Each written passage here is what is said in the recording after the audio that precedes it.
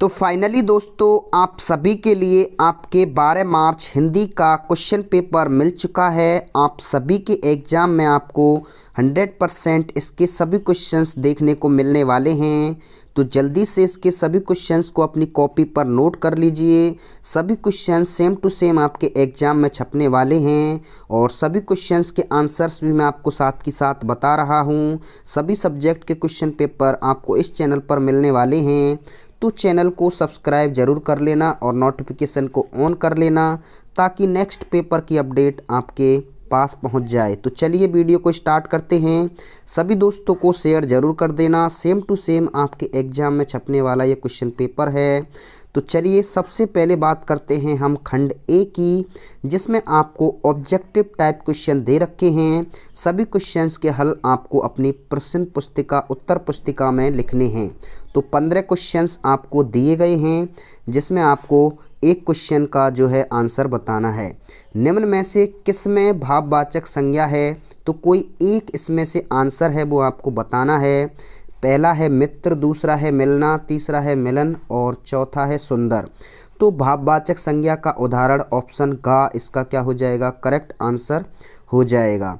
इसके बाद next question है आपका पूजनीय शब्द में सही प्रत्यय है। तो पूजनीय शब्द में सही प्रत्यय क्या हो जाएगा? तो इसमें अनीय प्रत्यय ऑप्शन सी इसका क्या हो जाएगा? करेक्ट आंसर हो जाएगा। अगर आप सी करते हैं तो बिल्कुल आपका सही हो जाएगा। इसके बाद नेक्स्ट है सु प्लस आगत में कौन सी संधि है? तो सु प्लस आगत जब भी आपको ई उ रील री के स्थान पर कोई असमान स्वर दिखता है तो वहाँ पे यड़ संधि होती है। तो क्या हो जाएगा इसका? स्वागतम, स्वागत हो जाएगा। यहाँ पे ई ऊ का बा हो जाता है। तो ऑप्शन ए इसका क्या हो जाएगा? करेक्ट आंसर हो जाएगा। नेक्स्ट है उद्योगपति में कौन सा समास है? तो उद्योगपति में कौन सा समास है? तो इसका जो राइट आंसर है वो क्या हो जाएगा? तत्पुरुष समास हो जाएगा। उद्योगपति, उद्योग का पति, इसका क्या हो जाएगा? तत्पुरुष समास करेक्ट हो जाएगा। गोपियों ने किसे बड़भागी कहा है? तो इसमें जो करेक्ट आंसर है वो क्या हो जाएगा? उद्धव हो जाएगा। उद्धव तुम हो अति बड़भागी। तो ऑप्शन बी इसका क्या हो जाएगा? एकदम करेक्ट आंसर हो जाएगा। नेक्स्ट क्वेश्चन है आपका भृगुसुत से महासागर हैं। तो भृगुसुत से महासागर हैं कौन हैं? तो इसका जो राइट आंसर है वो क्या हो जाएगा? परशुराम होना चाहिए। तो ऑप्शन ए इसका करेक्ट आंसर हो जाएगा। नेक्स्ट है आत्मकथ्य कविता में थका पथिक कौन है? तो आत्मकथ्य कविता में थका हुआ पथिक क्या है? यात्री है। तो ऑप्शन ए इसका क्या हो जाएगा? करेक्ट आंसर हो जाएगा। नेक्स्ट है किस समय की शोभा से कवि की आँखें हटाए नहीं हटती हैं? तो वो कौन सी समय है? तो इसका जो राइट आंसर है वो क्या हो जाएगा? फागुन हो जाएगा। तो फागुन, ऑप्शन बी इसका क्या हो जाएगा? करेक्ट आंसर हो जाएगा। नेक्स्ट है नेताजी की मूर्ति पर चश्मा कौन लगाता था? हालदार साहब, कैप्टन, पानवाला या ड्राइवर? तो इसका जो राइट आंसर है वो कैप्टन चश्मे वाला, ऑप्शन बी एकदम करेक्ट आंसर हो जाएगा। नेक्स्ट क्वेश्चन है बाल गोविंद भगत प्रभाती कब गाते थे? तो प्रभाती का मतलब होता है सुबह। तो इसका जो राइट आंसर है वो क्या हो जाएगा? सुबह, भोर में, यानी सुबह जल्दी ही, इसका जो राइट आंसर है वो हो जाएगा। नेक्स्ट है नवाब साहब ने टिकट खरीदा था। तो नवाब साहब ने किस का जो है टिकट खरीदा था? तो थर्ड क्लास का, सेकंड क्लास का, सामान्य श्रेणी का या आरक्षित वर्ग का? तो ऑप्शन इसमें क्या हो जाएगा? सेकंड क्लास का, ऑप्शन बी इसका क्या हो जाएगा? करेक्ट आंसर हो जाएगा।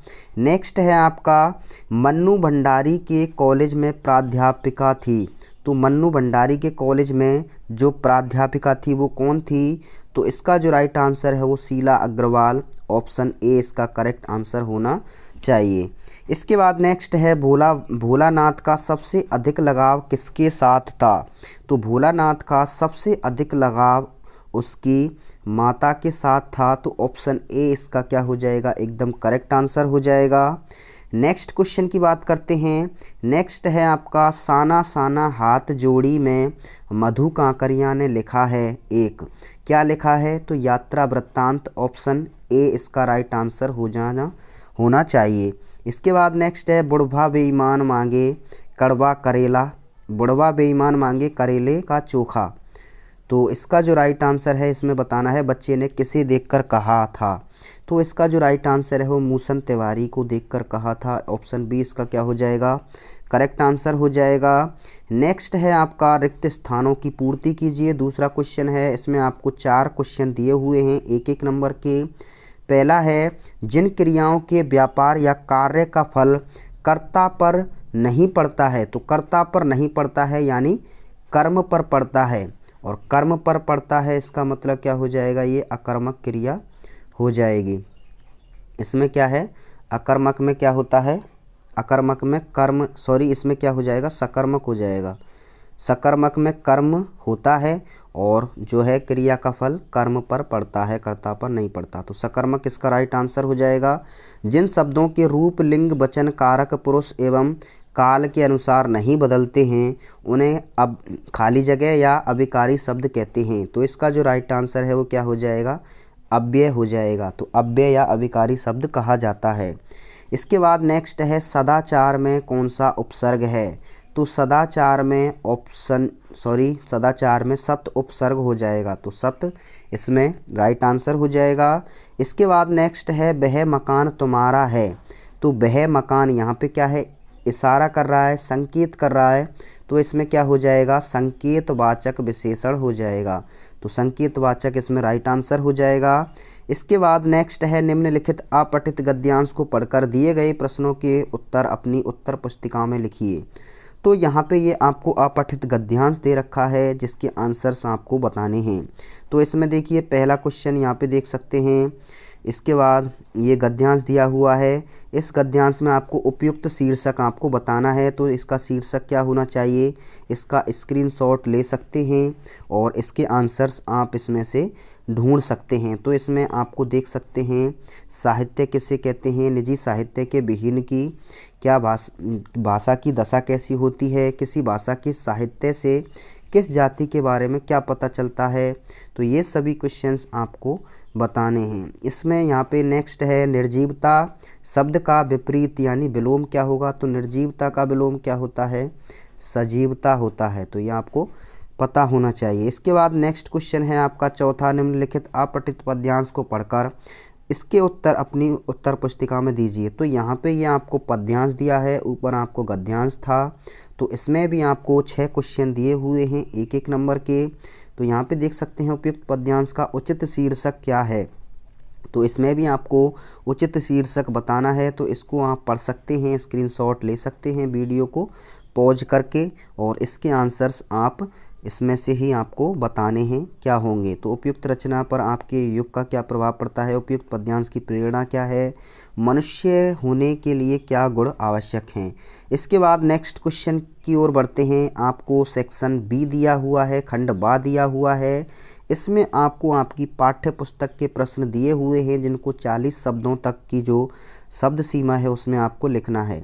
इसमें 5वां क्वेश्चन है, कैप्टन चश्मे वाले को सामने देखकर हालदार साहब अवाक रह गए, आपके अनुसार इसका क्या कारण रहा होगा, ये आपको बताना है 2 नंबर में। इसके बाद बाल गोविंद भगत प्रचलित सामाजिक मान्यताओं को नहीं मानते थे, पाठ के आधार पर उन प्रसंग का संक्षेप में वर्णन कीजिए। यानी जिन प्रसंगों को नहीं मानते थे उन प्रसंगों का वर्णन करना है। जैसे वो अपनी बहू से ही क्या है, अपने जो पुत्र की चिता को अग्नि दिलाते हैं। तो इस तरीके की जो प्रसंग थे वो आपको लिखने हैं। इसके बाद नेक्स्ट है, लक्ष्मण परशुराम संवाद प्रसंग में कवि वर तुलसी की किस काव्यगत विशेषता के दर्शन होते हैं, यह आपको संक्षेप में बताना है। इसके बाद गोपियों को कृष्ण में ऐसे कौन से परिवर्तन दिखाई दिए जिनके कारण वो अपना मन वापस लेने की बात कहती हैं, ये आपको बताना है। इसके बाद नेक्स्ट है, माता का आंचल नामक पाठ में लेखक के तत्कालीन समाज के पारिवारिक परिवेश का जो चित्रण हुआ है उसे अपने शब्दों में व्यक्त करना है। नेक्स्ट है, कटाव के प्राकृतिक सौंदर्य को देखकर लेखिका के मन में क्या भावनाएं उठ रही थी, ये आपको बताना है। इसके बाद नेक्स्ट है, आपको ग्रामर से क्वेश्चन दिया हुआ है, सीवन उधेड़ना। तो सीवन उधेड़ना या गुदड़ी उधेड़ना, इसमें क्या होता है, जो पुरानी बातें होती हैं उनको क्या है, याद दिलाना, यानी बीती बातों को उजागर करना या बीती बातों को पूछना इसका राइट आंसर हो जाएगा। इसके बाद नेक्स्ट क्वेश्चन है आपको सेक्शन सी दिया हुआ है, जिसमें आपको पठित गद्यांश है या आपको किताब का जो गद्यांश है वो दिया हुआ है।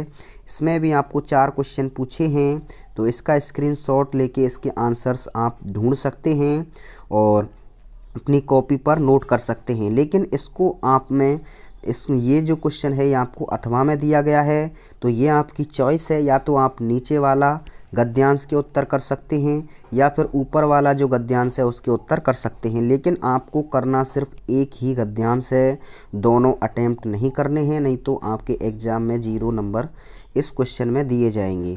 इसके बाद नेक्स्ट है प्रस्तुत पठित पद्यांश को पढ़कर। जैसे आपको गद्यांश दिया है वैसे ही आपको जो है पठित पद्यांश दिया हुआ है।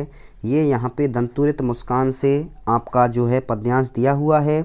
इसमें भी आपको 4 क्वेश्चन दिए हुए हैं, तो ये चारों क्वेश्चन आपको इसी पद्यांश से ढूंढकर आपको करने हैं। तो यहाँ पे स्क्रीनशॉट ले सकते हैं, और ये भी आपको अथवा में दिया है, सेम आप ऊपर वाला या नीचे वाला कर सकते हैं। तो ये फसल वाले चैप्टर से है। इसके बाद नेक्स्ट है यहाँ पे ये इसमें भी चारों क्वेश्चन हैं। इसके बाद 14वां क्वेश्चन है उद्धव के व्यवहार की तुलना किससे की गई है। लेकिन ये भी आपको अथवा में दिया हुआ है, तो आप या तो इस वाले उद्धव वाले को कर सकते हैं या फिर इसके नीचे आत्मकथ्य कविता पढ़ने पर आपको क्या प्रेरणा मिलती है, तो या तो ऊपर वाला कर सकते हैं या नीचे वाला। इसके बाद 15वां क्वेश्चन है वो लंगड़ा क्या जाएगा फौज में, पागल है पागल। तो कैप्टन के प्रति पान वाले की इस टिप्पणी पर अपनी प्रतिक्रिया बतानी है। या फिर अथवा में आप भदंत आनंद कौशल्यायन के अनुसार मानव संस्कृति क्या है, यह आपको बताना है। इसके बाद 16वां क्वेश्चन है स्वयं प्रकाश के कृतित्व व्यक्तित्व के विषय में अपने विचार लिखने हैं। या फिर अथवा में सूरदास के कृतित्व व्यक्तित्व का अपने विषय में जो है वर्णन करना है। तो यहाँ पे ये 16वां क्वेश्चन जो है जो कवि हैं उनका जो है व्यक्तित्व बताना है। इसके बाद सेक्शन डी दिया हुआ है। इसमें आपको क्वेश्चन दिए हुए हैं माता का आंचल पाठ के अनुसार आपको बताना है कि बच्चे का जो अपने पिता से बच्चे को अपने पिता से अधिक जुड़ाव था, फिर भी विपदा के समय वह अपने माता के पास जाता है, तो इसकी क्या वजह रह सकती है, ये आपको बताना है। इसके बाद या फिर अथवा में जितेंद्र नारगे ने लेखिका को सिक्किम की प्रकृति एवं वहाँ की भौगोलिक स्थिति में जनजीवन के बारे में क्या महत्वपूर्ण जानकारियाँ दी, आपको लिखना है। इसके बाद नेक्स्ट है आपका निबंध लिखना है 300 शब्दों में। तो आपको बढ़ती बेरोजगारी समस्या और समाधान पर कर सकते हैं, या कन्या भ्रूण हत्या पर, या पर्यावरण प्रदूषण, या जल ही जीवन। तो कोई भी चारों में से एक पर आपको निबंध लिखना है। इसके बाद नेक्स्ट क्वेश्चन है आपके पिताजी का स्थानांतरण जयपुर हो गया है, तो आपको पत्र लिखना है अपनी जो है टीसी लेने के लिए। इसके बाद नेक्स्ट है या फिर अथवा में ये नीचे वाला है, इसको भी आप कर सकते हैं। छोटे भाई को जो है पत्र लिखना है, आपके विद्यालय में वृक्षारोपण समारोह आयोजित करवाया और आपकी इसमें सक्रिय भागीदारी रही, तो इसमें आपको अनुभव बताना है। इसके बाद नेक्स्ट है पर्यावरण के प्रति जागरूकता बढ़ाने के लिए आपको एक ऐड या विज्ञापन आपको तैयार करना है। या फिर अथवा में विद्यालय के वार्षिकोत्सव अवसर पर विद्यार्थियों द्वारा निर्मित हस्तकला की वस्तुओं की प्रदर्शनी हेतु एक विज्ञापन तैयार करना है। तो इस तरीके से आपको ये सभी क्वेश्चंस अटेम्प्ट करने हैं, और सभी क्वेश्चंस आपके एग्ज़ाम में आपको 100% देखने को मिलने वाले हैं। तो सभी दोस्तों को ये क्वेश्चन पेपर शेयर ज़रूर करें, और चैनल पर नए हैं तो चैनल को सब्सक्राइब कर लेना। Thank you.